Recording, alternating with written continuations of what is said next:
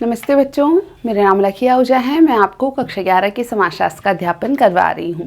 तो बच्चों, कक्षा 11 के समाजशास्त्र में हम अपनी द्वितीय पुस्तक समाज का बोध का अध्ययन कर रहे हैं और हम इस पुस्तक के अपने 5वें अध्याय को पढ़ रहे थे।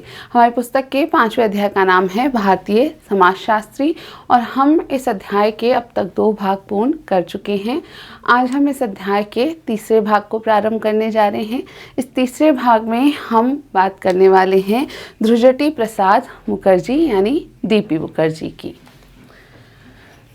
डीपी मुखर्जी ज़्यादातर डीपी के नाम से ही जाने जाते थे, जो न केवल समाजशास्त्र में बल्कि शिक्षण के अलावा बौद्धिक तथा जनजीवन में भी अपने समय के सर्वाधिक प्रभावशाली विद्वान रहे हैं। तो डीपी मुखर्जी को ज़्यादातर लोग डीपी के नाम से ही जानते थे और ये न केवल समाजशास्त्र में बल्कि शिक्षण के अलावा बौद्धिक और जनजीवन में भी अपने समय के बहुत ही लोकप्रिय विद्वान रहे हैं। इनका प्रभाव तथा सार्वजनिक लोकप्रियता इनके विद्वतापूर्ण लेखन से उतनी नहीं मिली जितनी शैक्षणिक घटनाओं पर उनके भाषण, मीडिया में इनके द्वारा किए गए कार्य, जिसके अंतर्गत समाचार पत्रों के लेख तथा रेडियो प्रोग्राम से मिली।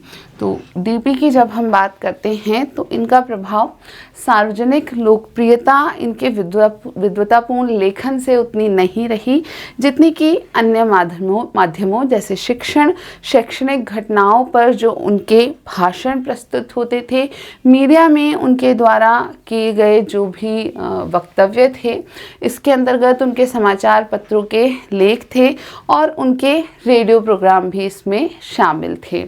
डीपी ने समाजशास्त्र से पहले इतिहास तथा अर्थशास्त्र का अध्ययन किया था तथा इन विविध विषयों में उनकी अभिरुचि थी, जिसका विस्तार क्षेत्र साहित्य, संगीत, फिल्म, पाश्चात्य तथा भारतीय दर्शन, मार्क्सवाद, राजनीतिक अर्थव्यवस्था तथा विकास की योजना थी। तो डीपी ने समाजशास्त्र से पहले 2 विषय पढ़े थे, इतिहास और अर्थशास्त्र, और इन विविध विषयों में भी उनकी काफ़ी रुचि थी और उनका जो विस्तार क्षेत्र था, यानी उनकी रुचि का जो विस्तार क्षेत्र था, वो साहित्य, संगीत, फिल्म, पाश्चात्य और भारतीय दर्शन, मार्क्सवाद, राजनीतिक अर्थव्यवस्था और विकास की योजना सभी क्षेत्रों में था। मार्क्सवाद से वे बेहद प्रभावित थे, हालांकि इसके राजनीतिक कार्यक्रम की अपेक्षा इसके सामाजिक विश्लेषण के तरीकों में उनका विश्वास अधिक था। डीपी ने अंग्रेजी तथा बंगाली में काफ़ी पुस्तकें लिखी। तो मार्क्सवाद से डीपी काफ़ी प्रभावित थे और उनके राजनीतिक जो कार्यक्रम थे मार्क्सवाद के, उसकी अपेक्षा जो सामाजिक विश्लेषण का तरीका मार्क्सवाद ने प्रस्तुत किया, उससे वो बहुत प्रभावित थे। डीपी ने अंग्रेजी तथा बंगाली दोनों भाषाओं में काफ़ी पुस्तकें लिखी। उनके द्वारा लिखित इंट्रोडक्शन टू इंडियन म्यूज़िक इस विषय में एक श्रेष्ठ कार्य है, जो इस वर्ग की कालजयी रचना मानी जाती है। तो क्योंकि उनका म्यूज़िक में यानी संगीत में भी इंटरेस्ट था, उन्होंने अपनी एक पुस्तक ली, इंट्रोडक्शन टू इंडियन म्यूज़िक, और इस विषय में ये उनका एक बहुत ही श्रेष्ठ कार्य रहा और इस वर्ग की एक कालजयी रचना इस रूप में उन्होंने प्रस्तुत की। तो यहाँ हम देख रहे हैं डीपी को यानी ध्रुजटी प्रसाद मुखर्जी को, उनका जो जीवन काल रहा उसे संक्षिप्त में जान लेते हैं। ध्रुजटी प्रसाद मुखर्जी 1894 से 1961 का जो समय था वो इनका जीवन काल रहा। 5 अक्टूबर 1894 को एक मध्यम वर्गीय बंगाली ब्राह्मण परिवार में जन्म, जहां उच्च शिक्षा की लंबी परंपरा थी। विज्ञान में स्नातक, कलकत्ता विश्वविद्यालय से इतिहास तथा अर्थशास्त्र में स्नातकोत्तर की उपाधि प्राप्त की। तो एक मध्यम वर्गीय बंगाली परिवार में 5 अक्टूबर 1894 को जन्मे और यहाँ इनके परिवार में उच्च शिक्षा की एक लंबी परंपरा हुआ करती थी। विज्ञान में इन्होंने स्नातक किया और उसके बाद कलकत्ता विश्वविद्यालय से इतिहास और अर्थशास्त्र विषयों में स्नातकोत्तर की उपाधि इन्होंने प्राप्त की। 1924 लखनऊ विश्वविद्यालय के अर्थशास्त्र तथा समाजशास्त्र विभाग में लेक्चरर के पद पर नियुक्ति। तो 1924 में ये लखनऊ का जो नया विभाग बना, अर्थशास्त्र और समाजशास्त्र विभाग, वहाँ पर लेक्चरर के पद पर ये नियुक्त हुए। 1938 से 41 ब्रिटिश भारत के यूनाइटेड प्रोविंस की कांग्रेस गठित सरकार में वर्तमान उत्तर प्रदेश में सूचना मंत्रालय में निदेशक के पद पर नियुक्ति। तो 1938 से 41 तक ब्रिटिश भारत के यूनाइटेड प्रोविंस की कांग्रेस सरकार जो बनी, वहाँ वर्तमान का जो उत्तर प्रदेश है उसी की बात कर रहे हैं। सूचना मंत्रालय में इनकी निदेशक के पद पर नियुक्ति हुई। 1947 में यूपी लेबर इंक्वायरी कमेटी के सदस्य के रूप में इन्होंने कार्य किया। 1949 में लखनऊ विश्वविद्यालय में प्रोफेसर के पद पर नियुक्ति उपकुलपति के विशेष आदेश पर। तो 1949 में इनकी उपकुलपति के एक विशेष आदेश के तहत लखनऊ विश्वविद्यालय में प्रोफेसर के पद पर नियुक्ति हुई। 1953 में अलीगढ़ मुस्लिम विश्वविद्यालय में अर्थशास्त्र के प्रोफेसर के पद पर नियुक्ति। तो 1953 में पुनः ये अलीगढ़ मुस्लिम यूनिवर्सिटी में अर्थशास्त्र के प्रोफेसर पद पर नियुक्त हुए। 1955 नवनिर्मित इंडियन सोशियोलॉजिकल सोसाइटी में अध्यक्षीय भाषण। तो 1955 में इन्होंने जो नवनियुक्त इंडियन सोशियोलॉजिकल सोसाइटी थी उसमें अध्यक्षीय भाषण प्रस्तुत किया। 1956 स्विट्जरलैंड में गले के कैंसर की सर्जरी, 5 दिसंबर 1961 को निधन। तो 1956 में गले के कैंसर की सर्जरी के लिए ये स्विट्जरलैंड गए, लेकिन 5 दिसंबर 1961 को इनका निधन हो गया।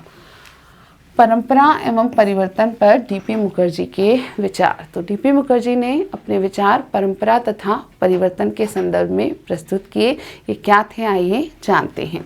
डीपी मुखर्जी भारतीय इतिहास तथा अर्थव्यवस्था के प्रति अपने असंतोष के कारण समाजशास्त्र की ओर मुड़े। तो डीपी मुखर्जी भारतीय इतिहास और अर्थव्यवस्था में इनका जो असंतोष उत्पन्न हुआ उस कारण ही समाजशास्त्र विषय की ओर मुड़े। उनका यह मानना था कि भारत की सामाजिक व्यवस्था ही उसका निर्णायक एवं विशिष्ट लक्षण है और इसलिए यह प्रत्येक सामाजिक विज्ञान के लिए आवश्यक है कि वह इस संदर्भ में इससे जुड़ा हो।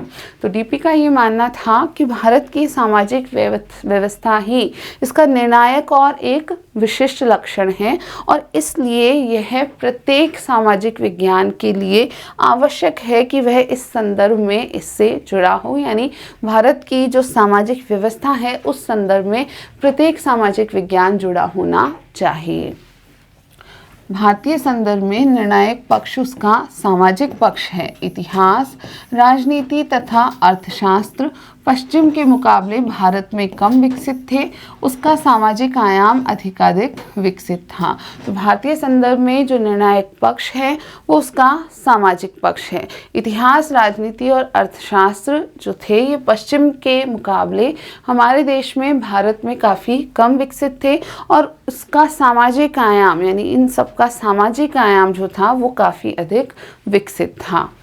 डीपी लिखते हैं, मेरा यह मानना है कि भारत में सामाजिकता का बाहुल्य है, इसके अलावा और सब कुछ बहुत कम है। वास्तव में सामाजिकता की अधिकता भारत की विशेषता ही है। तो डीपी ने यह लिखा कि मेरा यह मानना है कि भारत में सामाजिकता का बाहुल्य है और इसके अलावा और सब कुछ काफ़ी कम है और वास्तव में सामाजिकता की अधिकता ही भारत की एक बड़ी विशेषता है।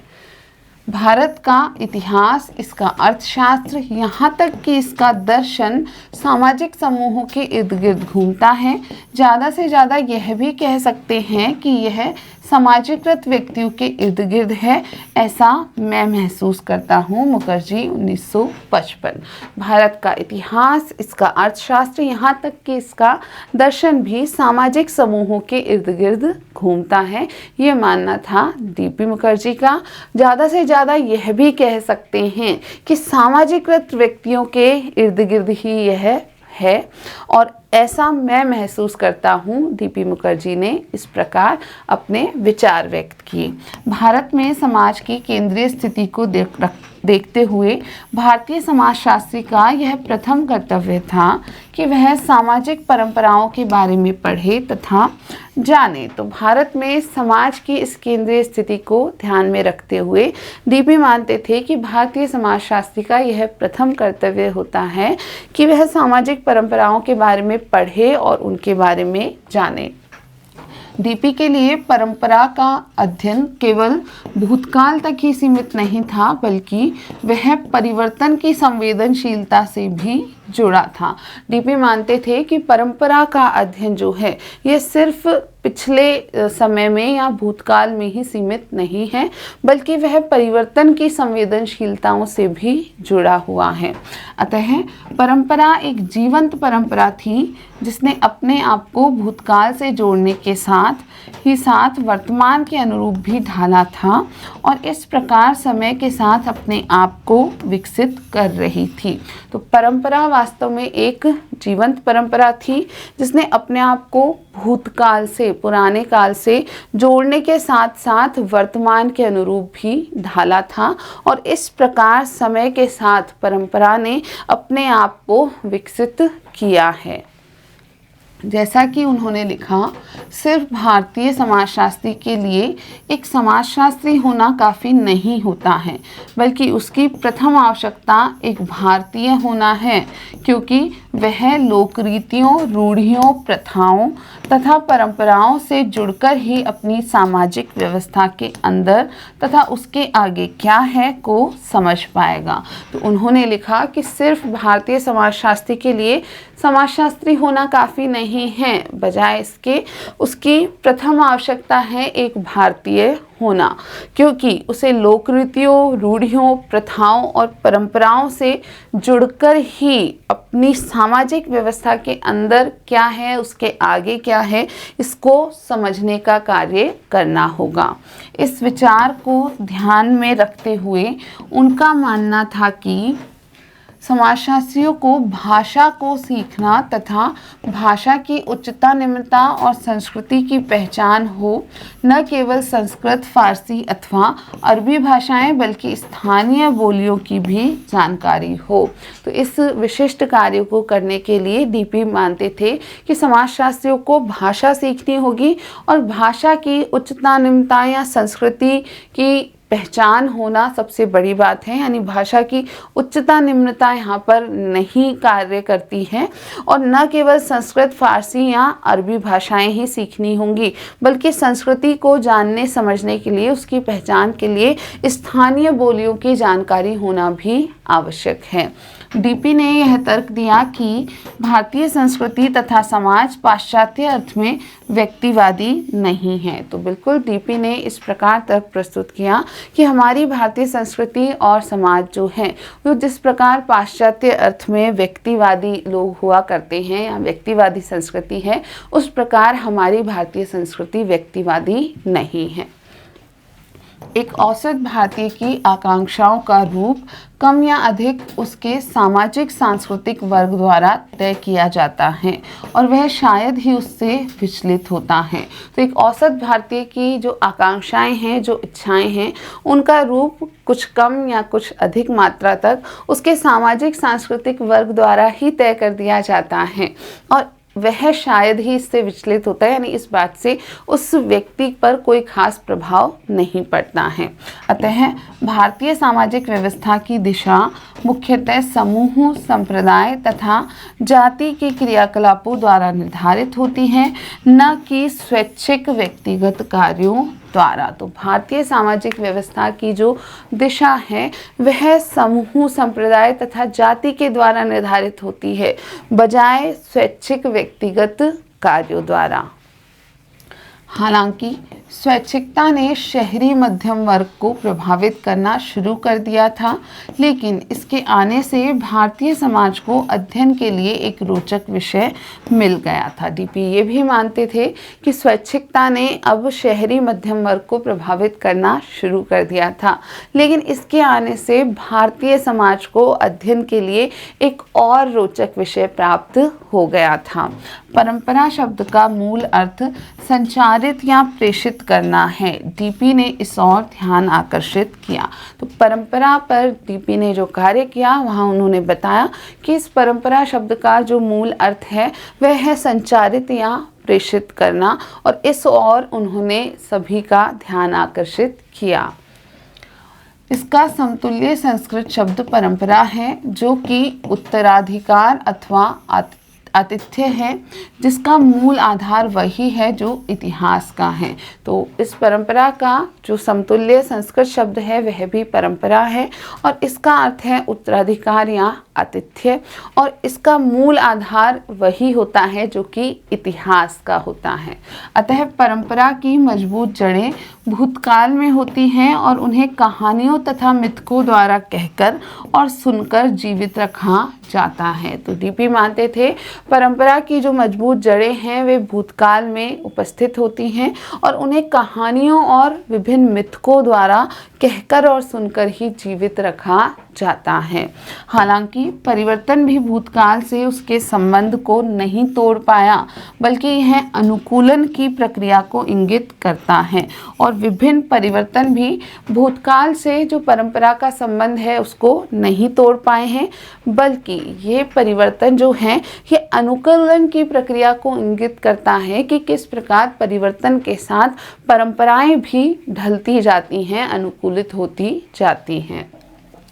प्रत्येक समाज में परिवर्तन के आंतरिक तथा बाह्य स्रोत हमेशा से मौजूद रहते हैं। तो हर समाज में परिवर्तन के कुछ आंतरिक और कुछ बाह्य स्रोत हमेशा से मौजूद रहते हैं। पाश्चात्य समाज में आंतरिक परिवर्तन का अत्यधिक सामान्य स्रोत अर्थव्यवस्था है, परंतु यह भारत में उतना प्रभावशाली नहीं है। तो जो पश्चिमी समाज है वहाँ पर आंतरिक परिवर्तन का एक सामान्य स्रोत है वहाँ की अर्थव्यवस्था, लेकिन यह स्रोत भारत में उतना प्रभावशाली नहीं रहा है। जैसा कि डीपी मानते थे कि भारतीय संदर्भ में वर्ग संघर्ष जातीय परंपराओं से प्रभावित होता है और उसे अपने में सम्मिलित कर लेता है। तो डीपी मानते थे कि भारतीय संदर्भ में जो वर्ग संघर्ष है वह जातीय परंपराओं से काफ़ी प्रभावित होता है और इसे यानी वर्ग संघर्ष को अपने आप में सम्मिलित कर लेता है। भारत में नवीन वर्ग संघर्ष अभी स्पष्ट रूप में उभर कर नहीं आया है और इसी प्रकार उनका मानना था कि हमारे देश में भारत में अब तक नवीन वर्ग संघर्ष स्पष्ट रूप से उभर कर नहीं आया है। इस समझ के आधार पर उन्होंने निष्कर्ष निकाला कि गत्यात्मक भारतीय समाजशास्त्र का सर्वप्रथम कार्य परिवर्तन के आंतरिक गैर आर्थिक कारणों को देखना होगा। तो अपनी समझ के आधार पर डीपी ने यह निष्कर्ष प्राप्त किया कि जो गत्यात्मक भारतीय समाजशास्त्र है उसका पहला कार्य होगा परिवर्तन के आंतरिक कारणों को या स्रोतों को खोजना, जो कि निश्चित ही गैर आर्थिक हैं। डीपी की यह मान्यता थी कि भारतीय परंपरा में परिवर्तन के 3 सिद्धांतों को मान्यता दी गई है: श्रुति, स्मृति तथा अनुभव। तो डीपी ने अपना यह विचार प्रस्तुत किया कि भारतीय परंपरा में परिवर्तन के 3 सिद्धांतों को स्वीकारा गया है। ये है श्रुति, स्मृति तथा अनुभव। इन सब में आखिरी अनुभव अथवा व्यक्तिगत अनुभव क्रांतिकारी सिद्धांत है। तो इन तीनों में से डीपी मानते थे कि अनुभव अपने आप में एक क्रांतिकारी सिद्धांत है। इसका अर्थ यह हुआ कि भारतीय समाज में परिवर्तन का सर्वप्रमुख सिद्धांत सामान्यीकृत अनुभव अथवा समूहों का सामूहिक अनुभव था। और डीपी का इस बात से अर्थ ये था कि हमारे समाज में, भारतीय समाज में परिवर्तन का सबसे प्रमुख जो सिद्धांत था वो था सामान्यीकृत अनुभव या समूहों का सामूहिक अनुभव। उच्च परंपराएं स्मृति तथा श्रुति में केंद्रित थीं, परंतु समय समय पर उन्हें समूहों तथा संप्रदायों के सामूहिक अनुभवों द्वारा चुनौती दी जाती रही है। उदाहरणतः भक्ति आंदोलन। तो डीपी ने माना कि कई उच्च परंपराएं स्मृति तथा श्रुति में केंद्रित हुआ करती थी, लेकिन समय समय पर उन्हें समूहों के, संप्रदायों के जो सामूहिक अनुभव हुए उनके द्वारा चुनौती दी गई। और इसका एक उदाहरण वो बताते हैं भक्ति आंदोलन को। डीपी ने बल देकर कहा कि यह केवल हिंदुओं के लिए ही सही नहीं है बल्कि भारत की इस्लामी संस्कृति के लिए भी सही है। और इस प्रकार का सामूहिक अनुभव जो है ये परंपरा को चुनौती देता है। ये सिर्फ हिंदुओं के लिए ही सही नहीं माना बल्कि डीपी मानते थे कि इस्लामी संस्कृति के लिए भी यह बात सही है। भारतीय इस्लाम में सूफियों ने पवित्र ग्रंथों की अपेक्षा प्रेम तथा अनुभव पर अधिक बल दिया है, जिसने परिवर्तन लाने में महत्वपूर्ण भूमिका निभाई है। तो भारतीय इस्लाम की बात करते हुए डीपी कहते हैं कि सूफियों द्वारा पवित्र ग्रंथों की अपेक्षा प्रेम तथा अनुभव पर ही अधिक बल दिया गया है और उनका ये जो प्रेम और अनुभव पर बल है इसने परिवर्तन लाने में अपनी एक महत्वपूर्ण भूमिका अदा की है। अतः डीपी के लिए भारतीय संदर्भ में बुद्धि विचार परिवर्तन के लिए प्रभावशाली शक्ति नहीं है बल्कि ऐतिहासिक रूप से अनुभव और प्रेम परिवर्तन के उत्कृष्ट कारक है। तो डीपी के लिए भारतीय संदर्भ में बुद्धि या विचार जो हैं ये परिवर्तन के लिए प्रभावशाली शक्ति नहीं है, बजाय इसके ऐतिहासिक रूप से अनुभव और प्रेम को वे परिवर्तन के उत्कृष्ट या सबसे महत्वपूर्ण कारक मानते हैं।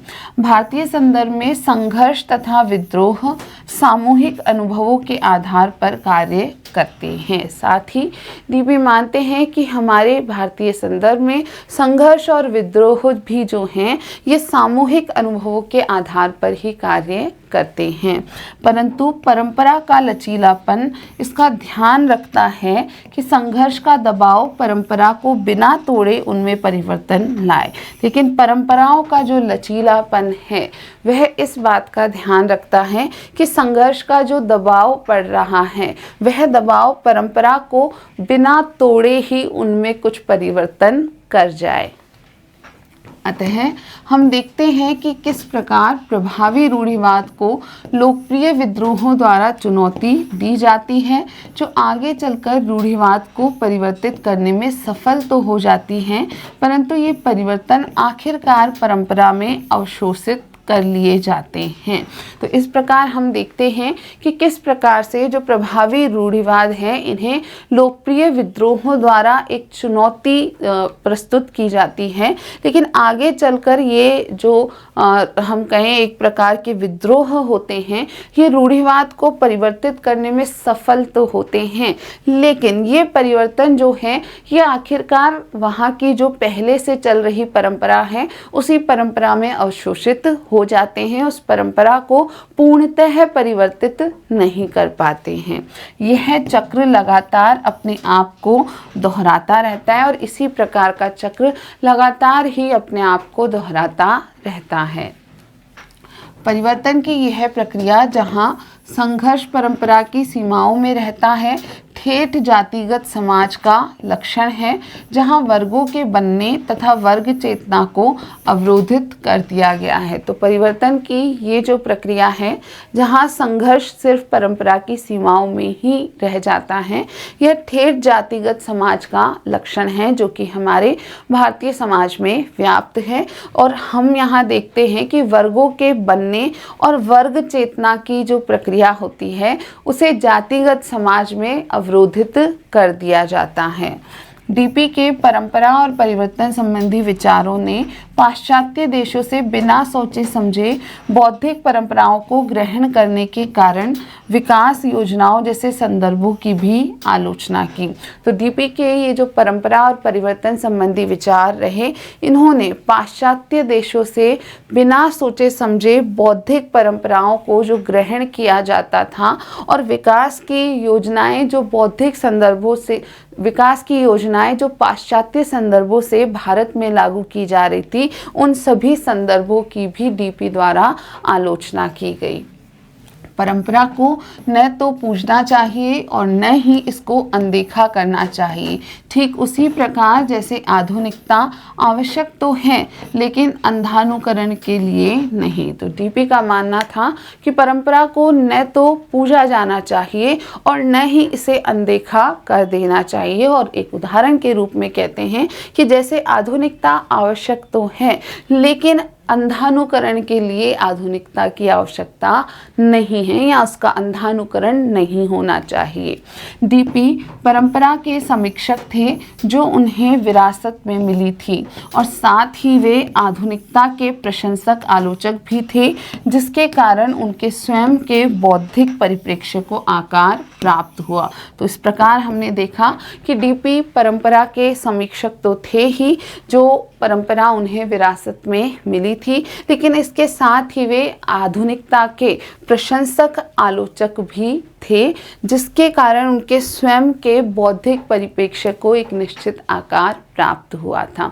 तो बच्चों, आज के इस भाग में हमने डीपी मुखर्जी के जो परंपरा और परिवर्तन संबंधी विचार हैं उनको समझा है, और इसके साथ ही हम इस अध्याय में 3 भाग पूर्ण कर चुके हैं। अब अगला जो वीडियो होगा वहाँ पर हम इस अध्याय का अगला भाग प्रारंभ करेंगे। तो आज के लिए इतना ही। वीडियो देखने के लिए आप सभी का बहुत बहुत धन्यवाद।